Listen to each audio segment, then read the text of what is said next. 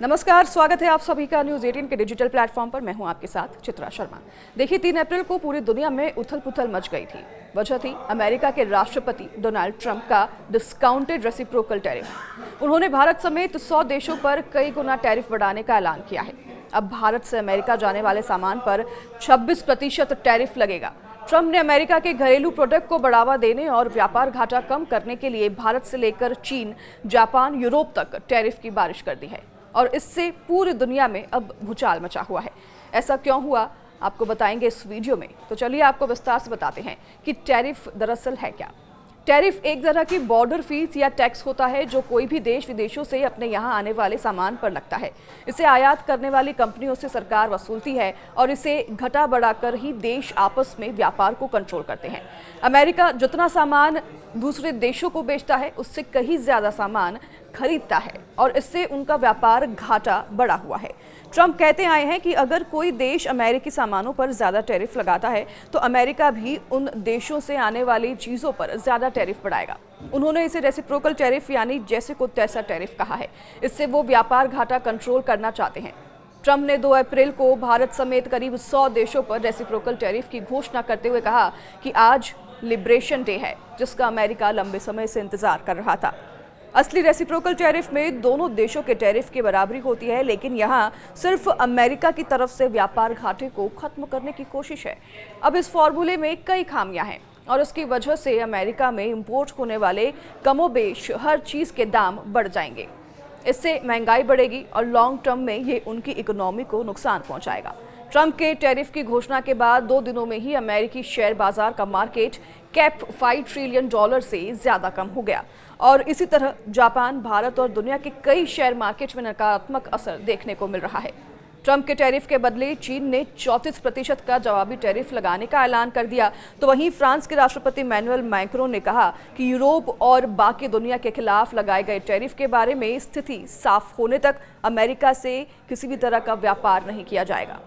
तो वहीं ट्रंप हमेशा कहते आए हैं कि अगर कोई देश अमेरिकी सामानों पर ज्यादा टैरिफ लगाता है तो अमेरिका भी उन देशों से आने वाली चीजों पर ज्यादा टैरिफ बढ़ाएगा और उन्होंने इसे रेसिप्रोकल टैरिफ कहा। तो वहीं 2 अप्रैल को करीब 100 देशों पर रेसिप्रोकल टैरिफ की घोषणा करते हुए उन्होंने अमेरिका के लिए ये लिबरेशन डे बताया, जिसका अमेरिका लंबे समय से इंतजार कर रहा था। उन्होंने ये भी कहा, इस दौरान ट्रंप ने कहा कि भारत अमेरिका पर 52% तक टैरिफ लगाता है, इसलिए अमेरिका भारत पर अब 26% टैरिफ लगाएगा और अन्य देश हमसे जितना टैरिफ वसूल रहे हैं, यानी कि अमेरिका से जितना टैक्स वसूल रहे हैं, अमेरिका भी उनसे लगभग आधे टैरिफ लगेगा और इसलिए टैरिफ पूरी तरह से रेसिप्रोकल नहीं होंगे।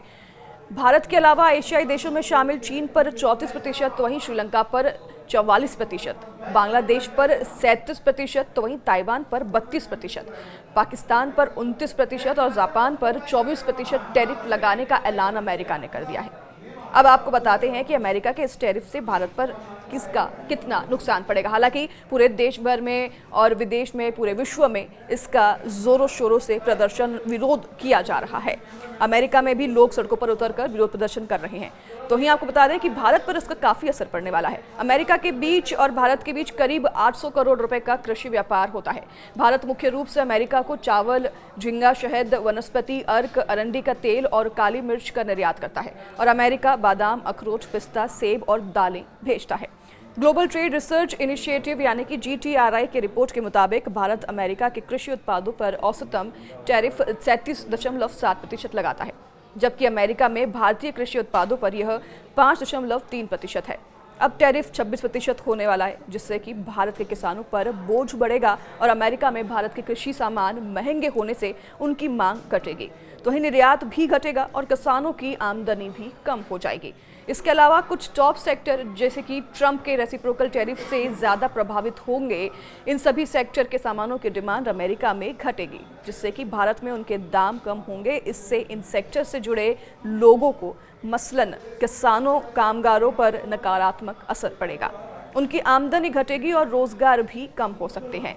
इसके अलावा भारत के कुछ प्रोडक्ट ऐसे भी हैं जिन्हें टैरिफ के दायरे से बाहर रखा गया है, जैसे कि federation of Indian export organisation यानी कि FIEO के रिपोर्ट के मुताबिक अमेरिका की रेसिप्रोकल टैरिफ का सीधा असर भारत की आर्थिक व्यवस्था पर पड़ेगा।